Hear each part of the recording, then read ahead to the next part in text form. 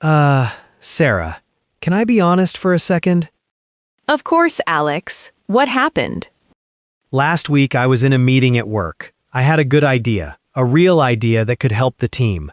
But when I tried to speak, my English became slow, my words felt messy, and I stayed quiet. Oh, Alex, that feeling is so frustrating because the idea was already inside you. Exactly. And then 2 minutes later, someone else said almost the same idea. Everyone liked it. The manager said, "Good point." And I just sat there thinking, that was my idea. Ah, that hurts. Not because you had no idea, but because your English did not carry your idea at the right moment. Yes, and the worst part, after the meeting ended, the perfect sentence finally came to my mind. Too late. The meeting was over, but your English finally arrived. Exactly. And I thought, where were you when I needed you? Haha, poor Alex. But honestly, this is a real problem for many English learners at work. They understand the job, they have useful ideas, but when the room becomes serious, their English becomes quiet. And when your English becomes quiet, people may not see your real ability. Exactly. So today, we are going to fix that with clear workplace sentences you can use in meetings, teamwork, feedback, emails, and daily office conversations. Hey everyone, welcome to the Easy English Podcast from English Life Channel, your cozy little place to learn English through real, daily life conversations. I'm Alex. And I'm Sarah. And today's episode is all about how to speak better at work. Not perfect English. Not difficult business English. Not robotic office English that sounds like it came from a company handbook. Real workplace English. Clear English. Calm English. Useful English for meetings, teamwork, feedback, deadlines, emails, and everyday conversations at work. Today we will take simple sentences many learners use, like, I want to say something, I don't understand, this is not good, and I have too much work, and we will make them sound more natural and professional. And we will not only give you phrases, we will teach you how to use them. We will show real workplace situations, short dialogues, and simple speaking formulas you can remember. Because speaking better at work is not about becoming the loudest person in the room. It is about becoming clear enough that people can hear your real ideas. That is what I needed in that meeting. And that is what many learners need. So let's begin with the first workplace moment. You have something useful to say, but you do not know how to enter the conversation. Yes, that moment is scary. You do not want to interrupt. You do not want to sound rude. But if you wait too long, the conversation moves on. Exactly. The basic sentence in your mind may be, I want to say something. Not wrong. Not wrong, but at work, we can make it smoother and more confident. A better sentence is, I'd like to add something here. That sounds simple, but professional. Yes, it is polite, short, and useful. It helps you enter the conversation without sounding aggressive. So instead of jumping in with, I want to say something, I can say, I'd like to add something here. Exactly. And if you want to sound even more helpful, you can say, I'd like to add one point that may help us make a better decision. That sounds like I am not speaking just to speak. I am trying to help. That is the key. At work, people listen more when your sentence shows value. You are not saying, listen to me because I want attention. You are saying, here is one point that may help the team. I like that. It feels respectful and confident at the same time. Yes, and let's notice the phrase, one point. That phrase is very useful. It tells people you will not talk forever. You only want to add one useful idea. That is good, because nobody wants a meeting speech that becomes a small movie. Haha, exactly. Short and clear is powerful. Let's try it in a real situation. Imagine the team is talking about why customers are not replying to emails. Alex, you have an idea. Okay, I'd like to add one point that may help us make a better decision. I noticed that our emails are very long. Maybe customers are not replying because the main question is not clear. One option could be to send shorter emails with one clear action at the end. That was excellent. Really? Yes, you entered the conversation politely, you explained the problem clearly, and you offered a solution. I also used one option could be. Good catch. That is another very useful workplace phrase. One option could be helps you suggest an idea without sounding too strong. So instead of saying, we should do this, I can say, one option could be to do this. Exactly. We should do this is not wrong, but sometimes it can sound too direct, especially if the discussion is sensitive. One option could be sounds more open and collaborative. Collaborative means working together, right?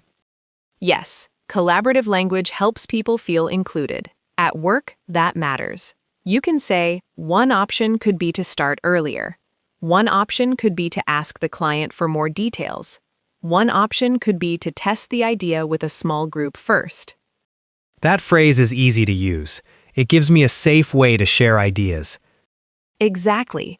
So our first workplace tool is enter the conversation with a polite phrase. You can say, I'd like to add something here, or I'd like to add one point, or one option could be, I already feel better than last week's meeting. good. Now let's talk about the next workplace skill, explaining your idea clearly. Ah, this is hard.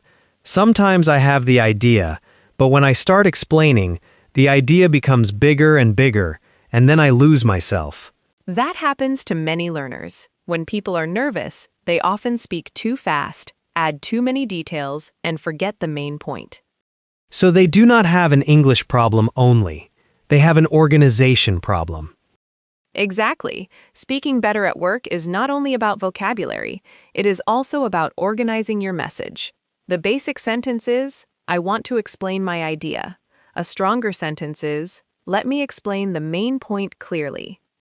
Main point. That phrase is important. Very important. The main point is the most important idea. At work, people are busy. They do not always need every detail first. They need the main point.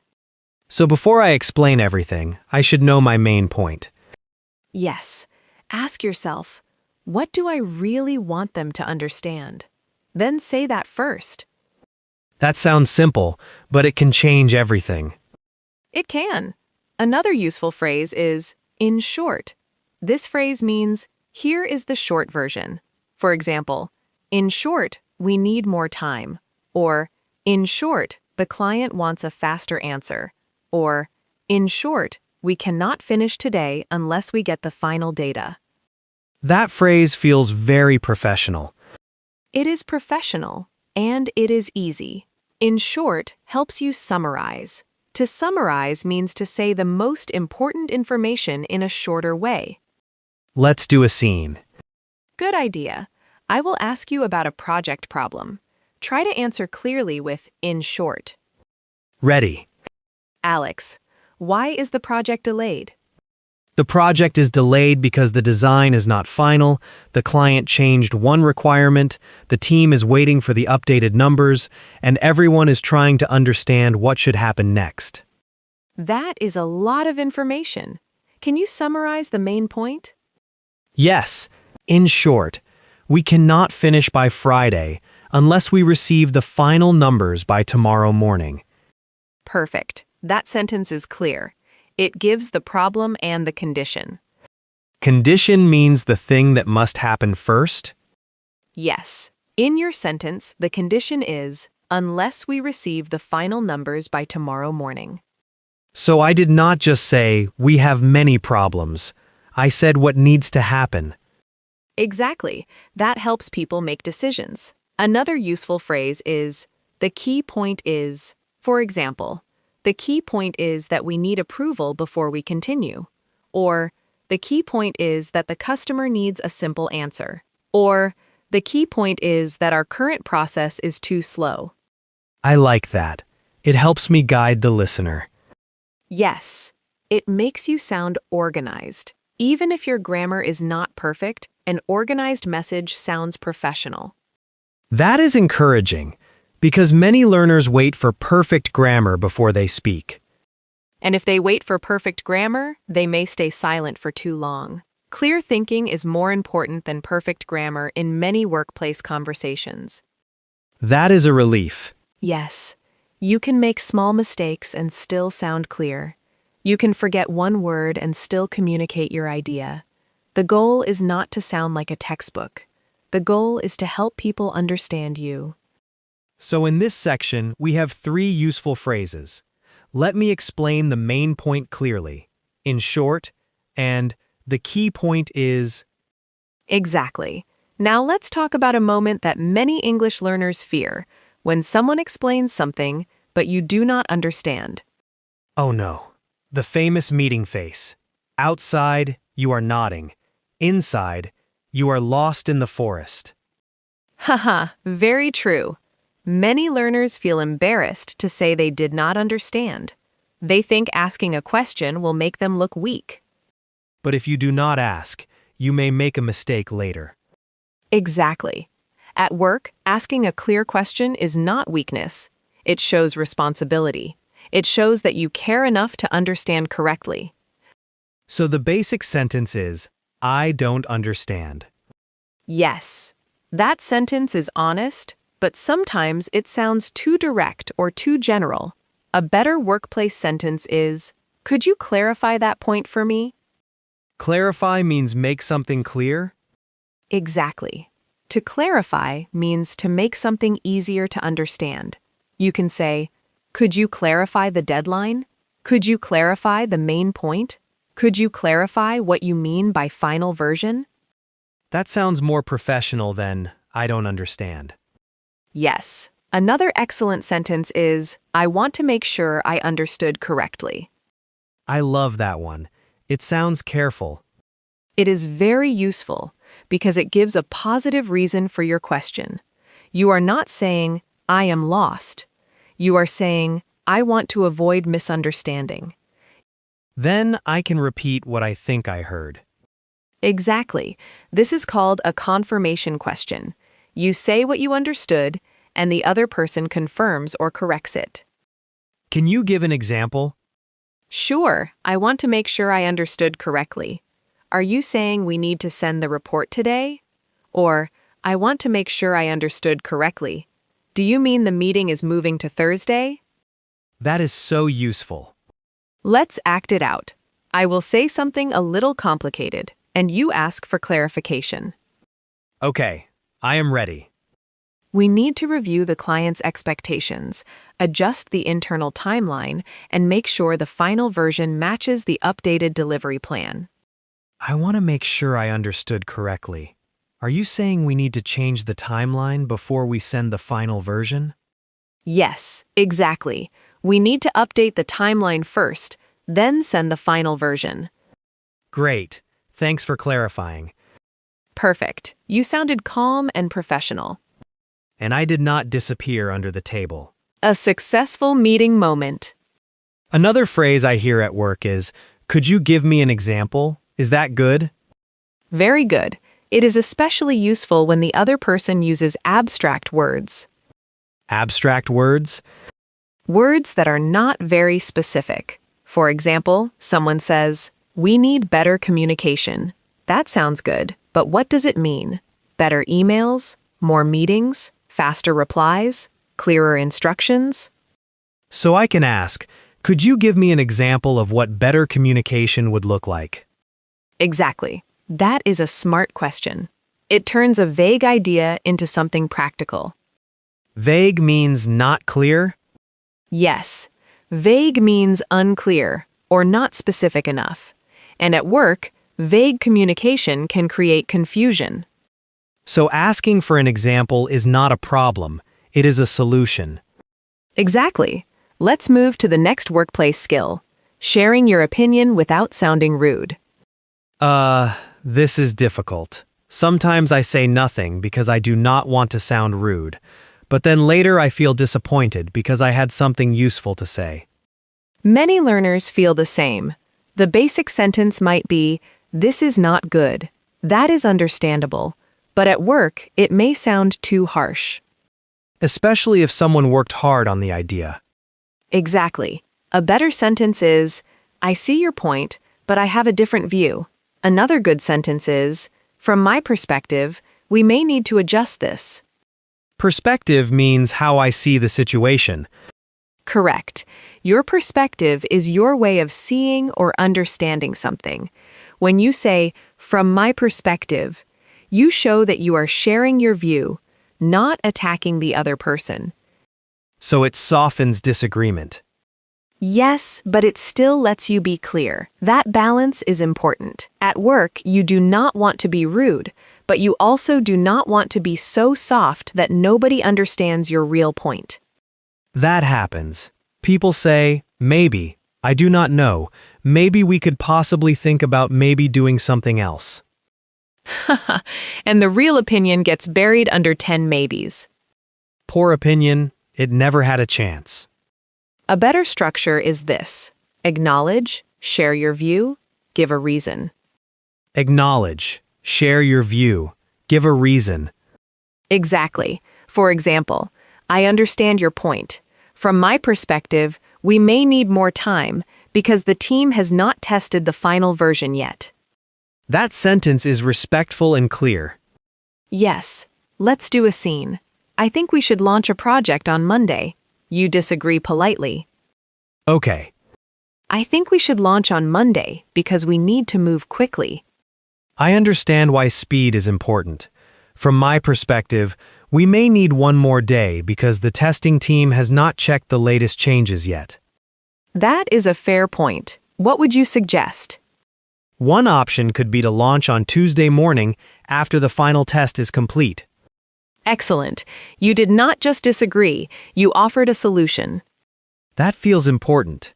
If I disagree and offer no solution, the conversation may become negative. Exactly. A strong workplace opinion usually includes a reason or a next step. Another useful phrase is, "I'm not fully convinced yet." Is that polite?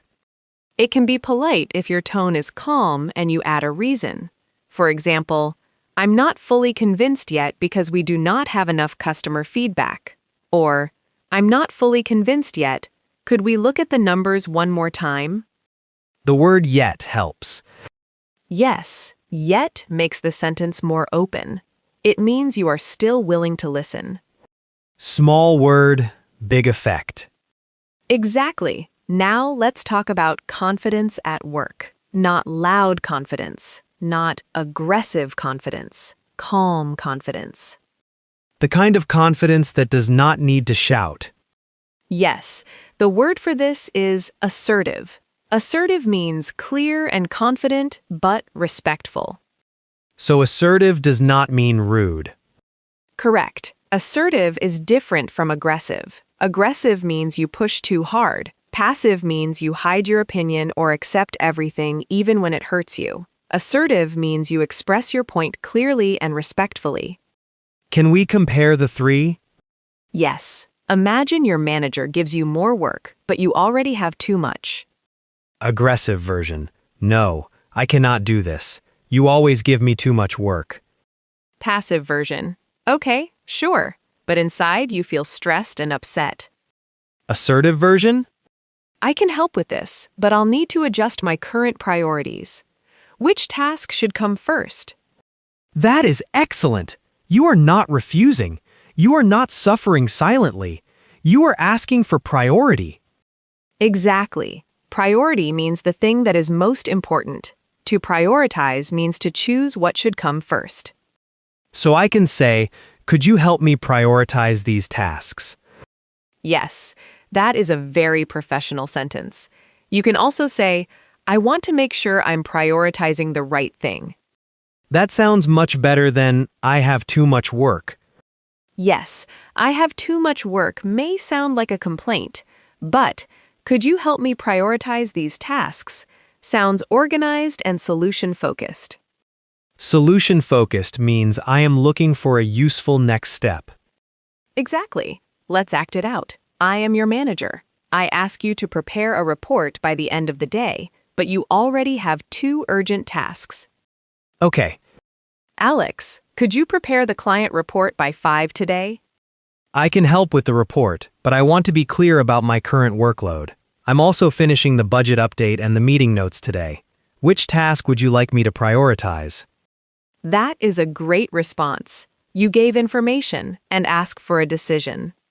I did not just say yes and suffer. Exactly. Many English learners say yes too quickly because they want to be polite. But being polite does not mean accepting impossible work. That is good to hear. A useful phrase here is, I can take this on, but.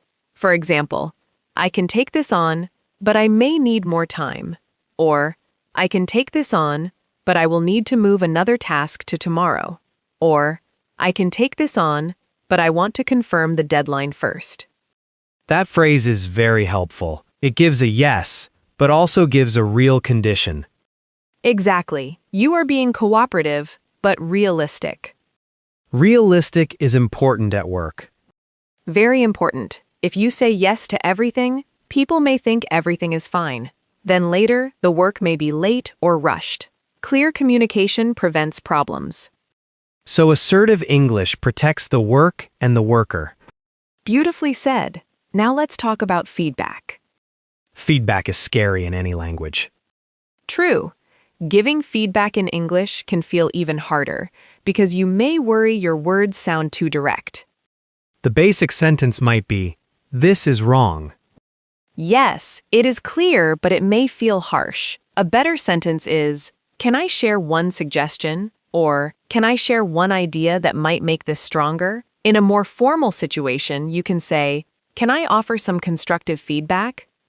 Constructive means helpful and focused on improvement. Exactly. Constructive feedback is not just criticism. It helps improve the work. So if I only say, "This is confusing," that may hurt. It may. Better feedback gives direction. For example, the main idea is strong, but the opening could be clearer. Maybe we can move the key point to the first paragraph. That sounds helpful. You are not attacking the person. Right. Good feedback usually has 3 parts: something positive, one improvement, and a reason. Let me try. The report has useful data. One thing we could improve is the summary. If we make the summary shorter, the manager can understand the main result faster. Excellent. That is clear, kind, and useful. Structure makes feedback less scary. It really does. Let's do a role play. You wrote an email to a client, and I want to give feedback. Please be kind to my imaginary email. I will. The message is polite, and the tone is friendly. Can I share one suggestion that might make it clearer? Of course. The request could be more direct. Maybe we can add one sentence at the end, such as, could you confirm by Thursday? That way, the client knows exactly what to do next. That is helpful. You did not say your email is bad. You helped me improve it. Exactly. Feedback should help the work become better, not make the person feel smaller. I like that sentence. Now let's connect everything in one longer workplace scene. Imagine you are in a team meeting. The project is behind schedule. People are stressed. You want to enter the conversation, explain the problem, ask clearly, share your perspective, set a boundary, and offer a solution. That sounds like a full workday in 5 minutes. It does. But this will help learners hear the phrases in a real conversation. I will be the team lead. Ready. The project is moving slower than expected, and we need to decide how to handle the deadline. I'd like to add one point here. The main issue may not be the deadline itself. The key point is that we are still waiting for final approval from the client. That is helpful. Can you explain what that means for the schedule? Sure. In short, we can finish most of the work, but we cannot complete the final version until the client approves the design. I see. So what do you suggest? One option could be to send a progress update today and explain that the final version depends on client approval. I'll also follow up with the client this afternoon. That sounds reasonable. Does anyone see a risk with that plan? I have one concern. From my perspective, we should also prepare a shorter backup version in case the approval comes late. Good point. Could you prepare that backup version? I can help with that, but I want to be clear about my current workload. I'm also finishing the report today. Which task would you like me to prioritize first? Let's prioritize the backup version first. The report can wait until tomorrow morning. Understood. I'll prepare the backup version first and follow up with the client after lunch. Excellent. That scene used many of today's phrases naturally. And it did not sound like a grammar class. It sounded like real work. Exactly. Let's review the phrases from that scene. I'd like to add one point here. The key point is, in short, one option could be, from my perspective, which task would you like me to prioritize? I'll follow up. These phrases are like workplace tools. Yes, and you do not need to use all of them in one conversation. Choose one or two that fit the moment. That makes it less overwhelming. Now let's slow down and practice. I will say a basic sentence, and you will help me make it sound more natural for work. Great. Let's do it. Basic sentence. I want to say something. Better, I'd like to add something here. Stronger. I'd like to add one point that may help us make a better decision. Basic sentence. I don't understand. Better. Could you clarify that point for me? Stronger. I want to make sure I understood correctly. Are you saying we need to update the timeline first? Basic sentence. This is bad. Better, from my perspective, this may need some adjustment. Stronger. I understand the goal, but from my perspective, this may need some adjustment because the timeline is very tight. Basic sentence. I have too much work. Better. I want to be clear about my current workload. Stronger. I can help with this, but I'll need to adjust my current priorities. Which task should come first? Basic sentence. I need more time. Better, I may need a little more time to complete this properly. Stronger. I can complete this by Friday morning if that timeline works for you. Basic sentence. I will message you later. Better. I'll follow up with you later. Stronger. I'll follow up with you this afternoon and share a clear update. Excellent. Now choose one sentence you need most at work and say it slowly. I'd like to add one point here. Could you clarify that point for me? From my perspective, this may need some adjustment. Which task would you like me to prioritize? I'll follow up with you this afternoon. Beautiful. Now let's talk about tone, because the same sentence can sound polite or rude depending on how you say it. That is true. If I say, "Could you clarify that?" with an angry voice, it does not feel polite. Exactly. For workplace English, use a calm tone and medium speed. Do not rush every word. Stress the important words. For example, Could you clarify the main point? Stress, clarify, and main point. Another example. The key point is the deadline. Stress, key point, and deadline. so stress helps the listener understand what matters. Yes, and pauses help too.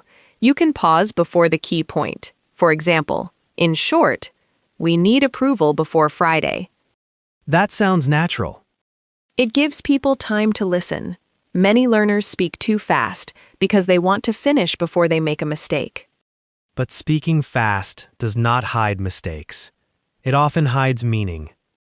Exactly. Slow down enough for your idea to arrive clearly. I like that. Let your idea arrive clearly.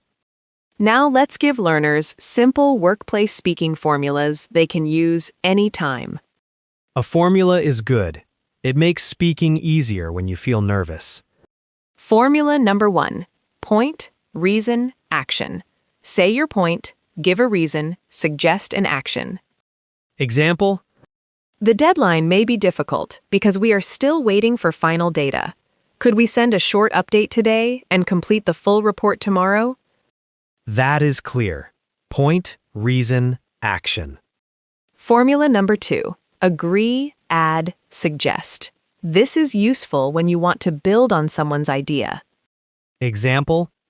I agree that we need to move quickly. I'd also add that we need one final check. One option could be to launch tomorrow morning instead of today. That sounds collaborative. Yes. Formula number 3. Clarify, confirm, continue. Use this when you are confused. Example? Could you clarify the deadline? I want to make sure I understood correctly. If it is Friday morning, I can send the draft by Thursday afternoon. That is excellent. It turns confusion into a clear plan. Exactly. These formulas help you speak even when your mind feels busy. Let's review them. Point, reason, action. Agree, add, suggest. Clarify, confirm, continue. Perfect. Now, before we finish, I want to say something important. At work, your English does not need to be fancy to be respected. It needs to be clear. Clear, calm, and useful. And it needs to help people understand what you mean. Yes, if you can add a point, summarize an idea, ask for clarification, share your perspective, set a boundary, give feedback, and follow up, your workplace English becomes much stronger. You may still make grammar mistakes. Of course, everyone makes mistakes, even in their first language. But when your message is organized, people can still understand your thinking. And your thinking deserves to be heard. Absolutely. Do not let fear make you invisible. Start with one sentence. In your next meeting, use "I'd like to add one point here." In your next email, use "I'll follow up with you tomorrow." When you are confused, use "I want to make sure I understood correctly." Small phrases can create big confidence. They can, and confidence grows through use, not only through study. So today, do not only listen. Practice one sentence out loud, then try to use it in real life. Now, if this episode helped you, please like this video, subscribe to English Life channel, and write one workplace sentence in the comments. You can use one of today's phrases, like, "From my perspective," or "I'd like to add one point here." And tell us which workplace situation is hardest for you. Meetings, emails, presentations, feedback, deadlines, or small talk with coworkers. We may use your comment for a future episode. That would be fun and helpful. Let's finish with a calm final practice. Listen, speak slowly, and feel the sentence. I'd like to add one point here. Let me summarize the main point. Could you clarify that for me? From my perspective, this may need some adjustment. Which task should I prioritize first? Can I share one suggestion that might make this stronger? I'll follow up with you this afternoon. Excellent. These are not just sentences. They are tools for confidence. Use them slowly. Use them calmly. Use them when you need them. Thank you for practicing with us today. Take care of your English, take care of your confidence, and remember, your ideas become stronger when your words become clearer. This is Alex. And this is Sarah. And you have been listening to the Easy English Podcast from English Life Channel. See you in the next episode.